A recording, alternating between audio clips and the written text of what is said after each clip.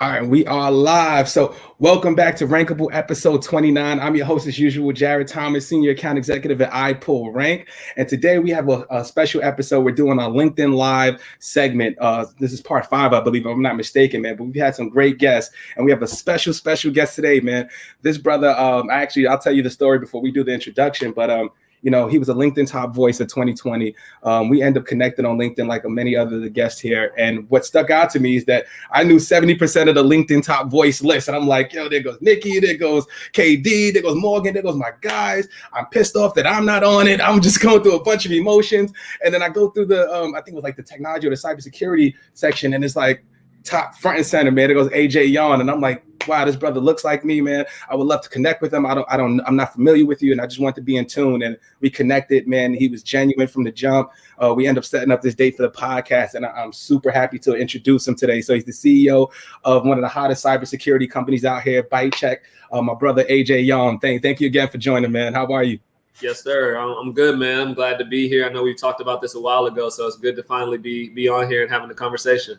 Absolutely, man. We got some competitions today, man. I don't know if you've seen it, man. Dave Gerhardt and Chris Walker doing one at this time. I'm like, oh, why y'all gonna do that? Come on, Dave. Shout out to Dave and Chris, man. Dudes, man. But man, appreciate you coming on. I think we get right into it, man. We only have a half an hour, but yeah, I'm super impressed with your story, brother. I know we was talking about it in the green room, but I would love to start off there. And if you could just tell us a little bit about, your career journey from, college and, leading up to creating and co-founding ByteCheck.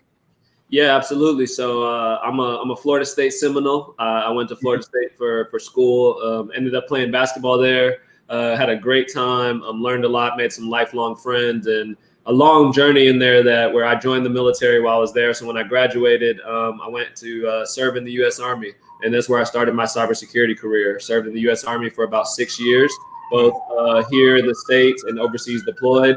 And I decided to get out after 6 years. After I made the rank of captain, I just didn't like sleeping outside anymore. Didn't like being away from home. I had my little man on the way, so it was like, all right, I gotta bring it in now. I gotta start being home. And I went all in on learning everything I could about cybersecurity because I knew that was gonna be how I could pay my family once I got out. Would be through cybersecurity, and I had some experience being an information security officer in the Army.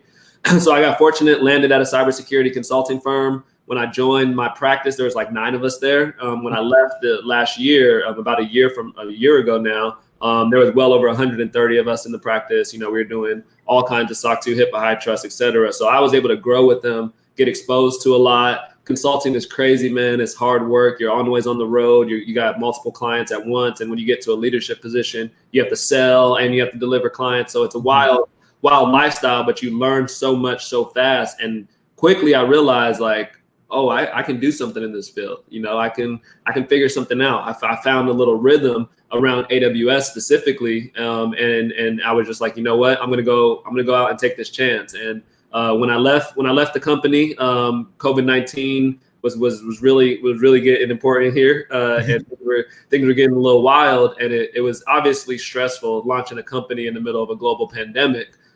But my background and my story, which we'll probably talk about, kind of gave me the courage and the perseverance, really, just to say, who cares? You know what I mean? Like, whatever happens, but if I can make it through this, it's gonna be pretty easy when things are going normal, right? So that's that. I started. The one thing about my journey that I hope anybody that's listening to this can take away is I've always had obstacles in my journey to get to where I've had to go. And I have this book that's one of my favorite books ever. It's called Obstacle is the Way. And it's one of the most powerful books where it teaches you how to make obstacles your path. The reason I joined the Army is because I broke both ankles and I needed a way to pay for school. The reason why I got out of the Army and that was an obstacle was, how am I going to figure this out? How am I going to pay for my family? I'm leaving a stable job, making good money, got benefits and all this. So I was like, all right, I'm going to go in all on this. And that sparked me into cybersecurity.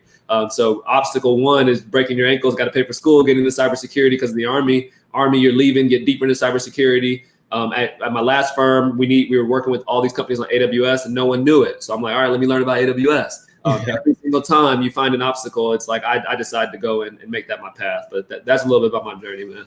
Yeah, that's amazing, man. And I love the fact that, how you pivoted and like you said, your perseverance on it, man.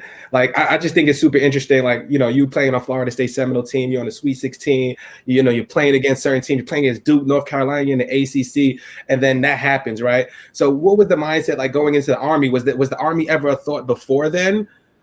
Or was it something in the back of your head? Or like, how'd that happen, man? Because I feel like that's a big transition. Yeah, it is. My dad served in the Marine Corps, so I was familiar with the military, right? I knew about the military, but I didn't want to join. My whole life, he would tell me, you got to join, I'm like, no, I'm not doing that.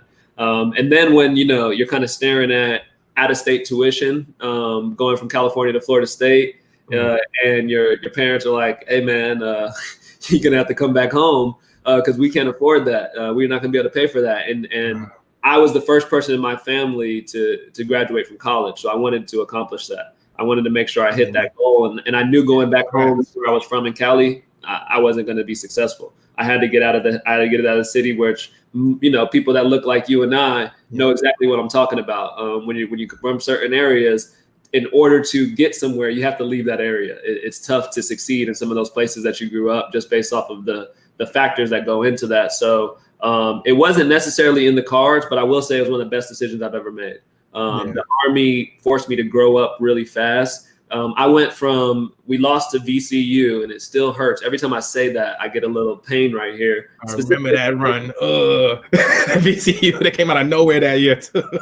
If anybody looks it up, look up 2011 VCU versus FSU, the end of the game, and you'll see why I'm in pain because of how we lost. But I'll just leave that for the listeners to go watch that. But I'm sitting there in the locker room, and there's actually a picture of me. I think it might be on the internet where I'm in my locker. I'm just sitting there. I'm sad as hell, and I still got my jersey on. It's about 2 hours after the game. Usually we get undressed much sooner, and I didn't want to take the jersey off because I knew that was my last time. That was it. There's no more putting this on. And I knew also 3 weeks later I was reporting to the Army. So I'm going from the height of my basketball life, the best time of my life, and like now I'm reporting, and I had to grow up like immediately. And then I got to my unit. So I did training for about 6 months, got to my unit. 3 months later, we deployed. Less than a year later, you go from, we're in San Antonio at the Alamo Dome, getting beat by VCU at the buzzer, to being deployed overseas in the Middle East and leading about 20 soldiers responsible for their lives. Like, that's the thing about being a military officer. You're responsible for people, but you're responsible for their lives, like literally life and death. And as a 23-year-old who was just partying in Tallahassee, you grow up really fast, man. And that's what helped me out a lot. I think in cybersecurity, people focus so much on technology, which is important. I'm a technologist at heart. I love technology. But I learned about people first as a people leader in technology. I had to learn how to lead people. And that helps me out so much now, talking to customers, talking to my people on my team, because I care about people first, more so than anything else. And I would say it also helps with your LinkedIn strategy, because, what draws me into you, man, and which is different from a lot of different CEOs or people who co-founded, like a lot of CEOs don't want to be on the front lines. They feel like it's not important for them to brand themselves and put their content out and things like that. But you're completely opposite. It's like, so I'm curious, what was your mindset going into it? Like, are you doing it because you like to create post content and things like that? Or is it because like, hey, I'm going to get myself lit, and in turn, if I get lit, then my brand is lit, and then it's going to draw more customers? Like, what was the mindset?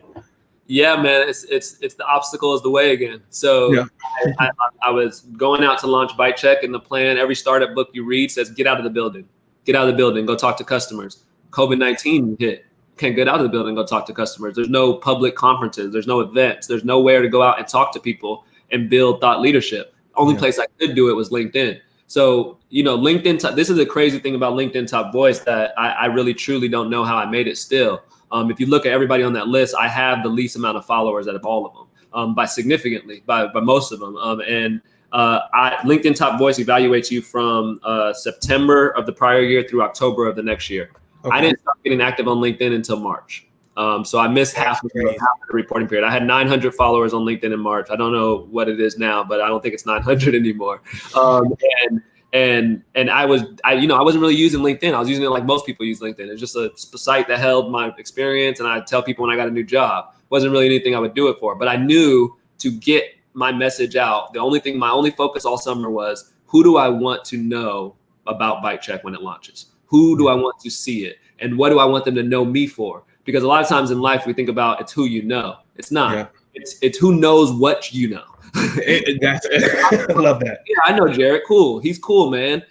But if somebody's looking to hire, an account executive, I need to know what you know as an account executive, because I need to be able to vouch for you. So I was like, let me explain to people what I know about this field. I've learned a lot. I have a lot of experience. And my other thing that I wanted to do that I realized I stopped doing in the consulting world because I got so busy was giving back.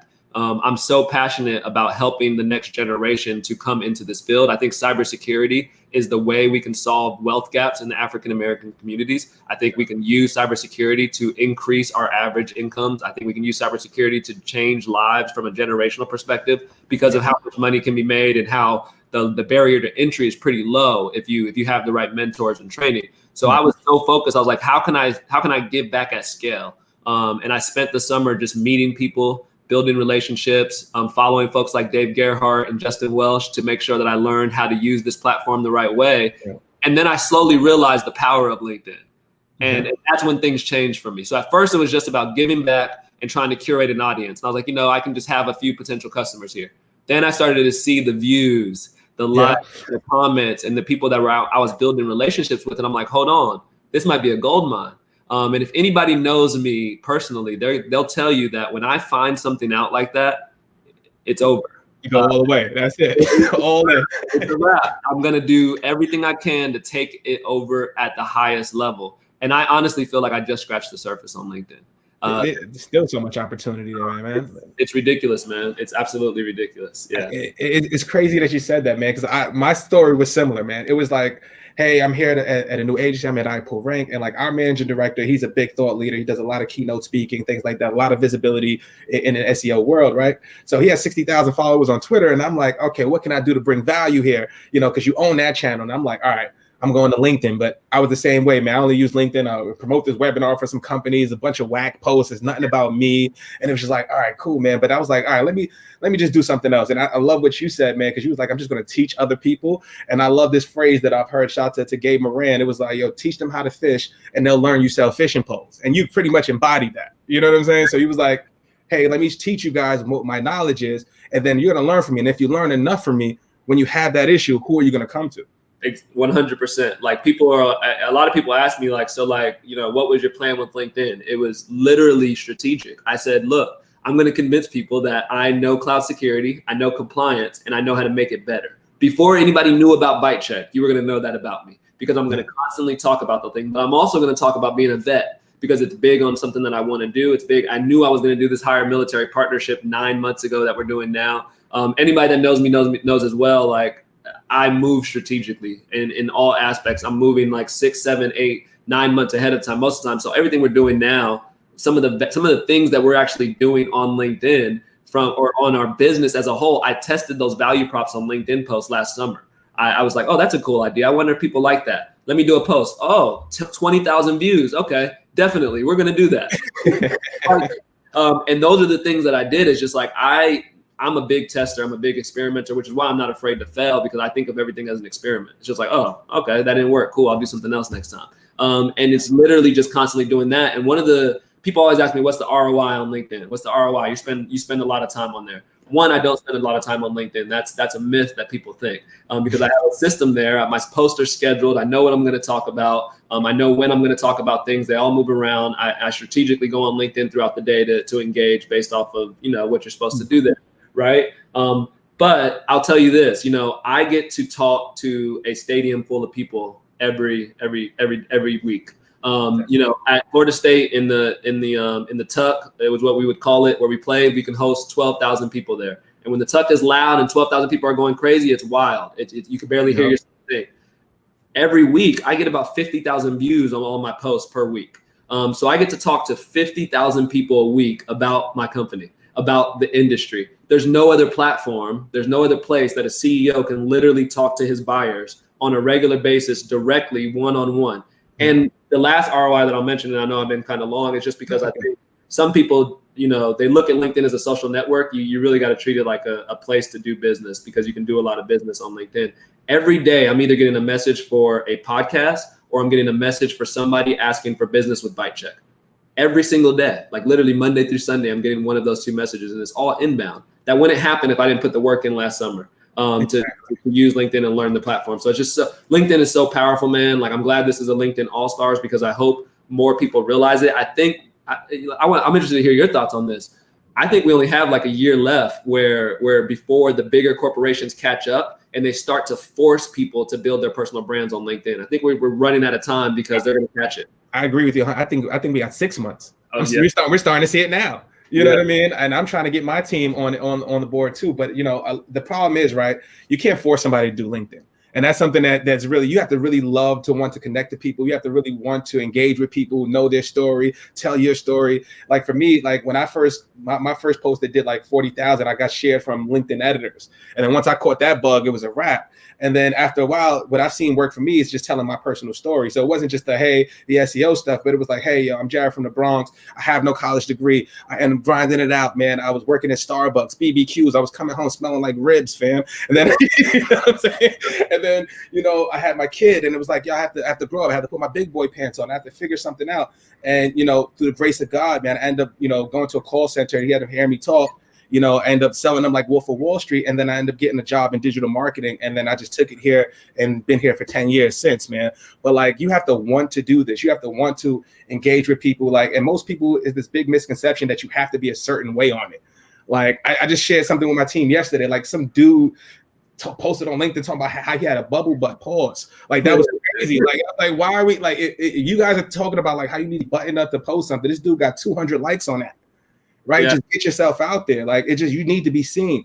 That's it. And it's really more so like, and I get this too, like the ROI, back to your earlier question is like, what is the ROI on LinkedIn? The ROI is long-term, what it's going to do for your career. There's going to be short-term opportunities. They're going to be, opportunities from a year from now. Then there's going to be opportunities for your long-term career. Like, for instance, like if I talk to people, I think we spoke about this earlier in the green room, like the guests that I have, people would easily be like, hey, go sell to that guy or sell to this. And you spoke to, 16 handles. Why are you not doing it? But it's like, you got to know when to hold them and when to fold them. You know what I'm trying to say? Because that relationship, now you're mentoring me and now we're talking, having great conversation. You're talking about business and things like that. But if we intertwine those in certain places, I just feel like the relationship could go sour. So it's knowing who to ask, when to ask, and really what the value can you deliver to that organization or that person and take it from there. But like, if you stay consistent enough, people are going to reach out, people notice, even if they don't like it, they're going to come rock with you.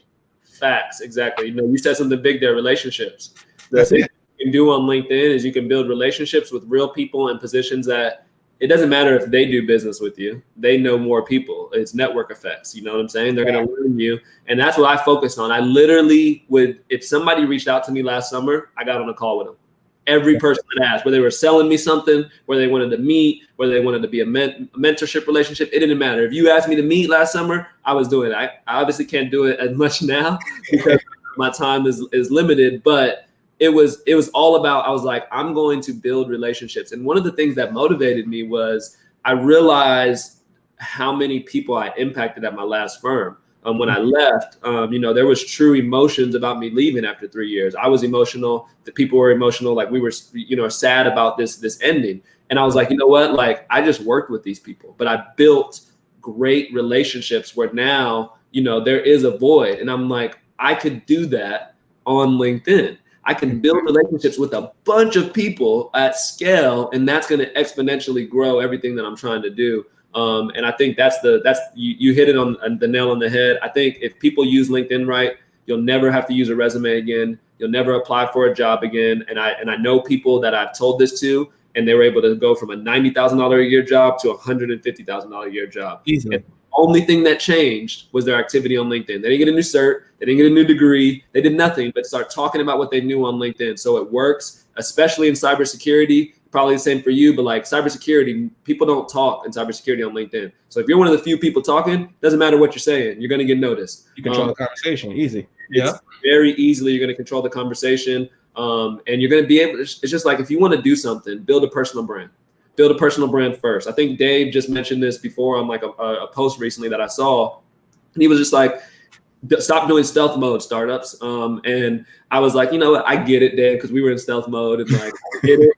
But he was focusing on like build an audience. It doesn't matter what you're selling. Build an audience first. That's what I focused on. It's like, hey, I'm gonna build an audience, and then when you build an audience, you can sell anything you want. That's it. And if you're like a lot of people are gonna listen to this, but I'm not an entrepreneur. I don't want to do that. I'm cool with my job. Cool.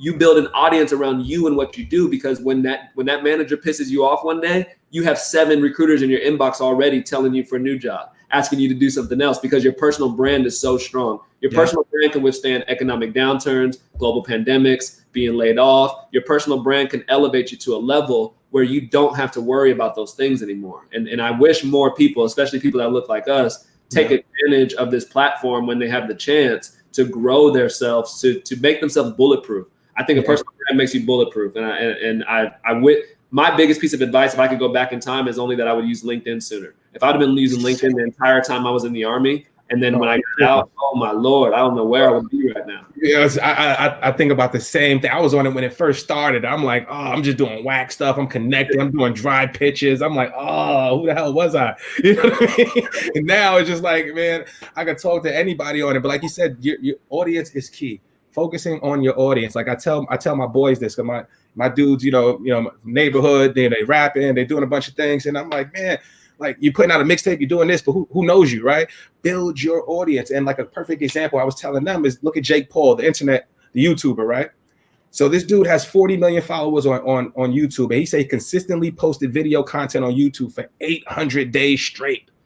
No money, no nothing, was consistent for 800 straight days. Now he has an audience who loves everything about the dude, and now he's awarded opportunities to fight a Conor McGregor, a Floyd Mayweather. And the whole point of this is, if you have an audience, it allows you a seat at any table. At any table. You know what I mean? You think they're not going to want to holler at you for influencer work. They're not going to want to do this for you. Or if you want to do a partnership with a brand, you have leverage. I've got 40 million. I've got 10 million. I've got 10,000. Doesn't matter what the number is, right? Know your audience. And it's also not about your followers, but it's about your following. You want a following. You don't want followers. Followers could be anybody. It could be Joe Schmo from India. It could be this one, that one, right? But who's following? Who's paying attention? And that's something I try to focus on. I try to connect with a lot of people that I would never get in touch with. I just connect with them. I don't even make an ask. I don't say hello. But I'm hoping that one day you're going to be on the highway. You're going to see my billboard, fam. You know what I mean? And one day you might just double back on a brother and be like, yo, that was pretty cool. And I could tell you, man, I asked you this too, man, but I've had I've had the president of K-Swiss. I've had the CEO of Stars. I've had so many people like post, and I'm like, damn, I'm just a dude from the Bronx in a 2-bedroom right now, just trying to make it happen. So like, I'm curious from you, like, what are some cool things that have happened to you, since you've been posting frequently? And then also, like, what has been the impact of the LinkedIn voice to your professional and personal career? Yeah, great questions. I've been having so many surreal moments, man, since we launched publicly, and my title was officially CEO, and then LinkedIn Top Voice happened right after that. Just, there's oftentimes I'm on calls with other CEOs and I forget that that's my job title. I was talking to a CEO and I realized, like, oh shit, I'm a CEO too. Okay. But like, there's often times where, like, now, I'm getting, I'll give you an example of what happened. Mm-hmm. Last April, I listed out 10 cybersecurity podcasts I wanted to be on. By the time we would kind of things were rolling with ByteCheck. So like, really by like the fall of this year, I've already been on all 10. Wow. and they've all came from LinkedIn. Like, I didn't ask to be on these. They came from people introducing me to them or me being on them. Like, literally 10 podcasts that I wanted to be on, I've already been able to get on. And I connected with these people that run them. Didn't ask for anything, like you said. I have a rule of thumb. I have a couple of rules some things that you said there. One is, I don't ask anybody for something until I interact with them 3 times. So that means, like, we message, they like my content, I like their content, whatever it is. But you got to see me 3 times because I want you to know me before we hop on a call and know each other. The other thing is, you were talking about consistency and how important consistency is. And that's something that people just don't do well. And the reason is we overestimate what we can do in a short period of time and underestimate what we can do in a longer period of time. So after you say, I'm going to do this in 2 weeks, I'm going to go from here to here. You get to the end of 2 weeks and now you're discouraged because you didn't make it to this abnormal goal. But if you would have gave yourself 4 months, you'd be good. You'd be comfortable. So I tell everybody, if you're trying something new, if you're trying to post on LinkedIn, trying to do a new workout, you're trying a new diet, whatever it may be, ignore the results for 3 months.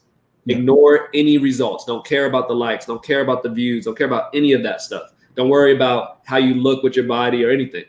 Ignore the results for 3 months. And I promise you, at the end of those 3 months, you're going to have something. You're going to have something big because you focus on just the process. That's the thing Hoopin has always taught me, was just like, practice is important. The process is important. The fundamentals are important, and you fall in love with the process, and you can take that everywhere else. So ignore the results for 3 months. To answer your second question on LinkedIn Top Voice, the crazy part about LinkedIn Top Voice, which was insane, the announcement came 5 days after we publicly launched ByteCheck. So we publicly launched ByteCheck, world's going crazy. Oh no, this cool new startup. And, typically that's like, the biggest thing that happens for the brand. 5 days later, LinkedIn Top Voice. So skyrocket on the views of my profile, the followers on the ByteCheck page, all of this. And that just gave us a ridiculous amount of momentum. And then with LinkedIn Top Voice, all the new podcast requests, all these other things pop in. One of the coolest things that happened, and shows you the power of LinkedIn, is I got access to a newsletter. So I have now this LinkedIn newsletter feature where I can send out a newsletter on a regular basis. We do it on a monthly basis. We had MailChimp for a while. We're using MailChimp for our newsletter stuff. Had about, I think we were doing it when we were in stealth mode, probably had like 200 subscribers, I think, maybe not even, nothing crazy. I launched this newsletter on LinkedIn. Within 2 minutes, we had 200 subscribers. Now I have well over 6,000, I think. I don't even know what it is right now, but we launched this newsletter on December 15th. And it's not February 15th yet, and we have over 6,000 subscribers. And that's just because of LinkedIn. Like, it's crazy. And so LinkedIn Top Voice, like I mean, the other thing is like literally every single one of ByteCheck's early customers came from LinkedIn. That's crazy. That's crazy, man. But 6,000, like I would love to talk to you about the newsletter, because I don't know what's up with LinkedIn. LinkedIn, if you hear to stop fronting on me with the live, please. We need live access. I didn't apply 20 times. Make this happen, please. But like with the newsletter and things like that, like how did you? First of all, what automation tools do you use for posting and scheduling posts, and what are like some other tools that you're using to help you accelerate your efforts on there? Because like I'm doing everything manually right now, and I'm looking into stuff. Yeah, I dedicate 2 hours on Sunday to write my content for the week. I just focus on one block, and I try to get as much content as I can. Sometimes I write one post in that 2 hours. Sometimes I write 10. Depends on how the creative juices are flowing, right?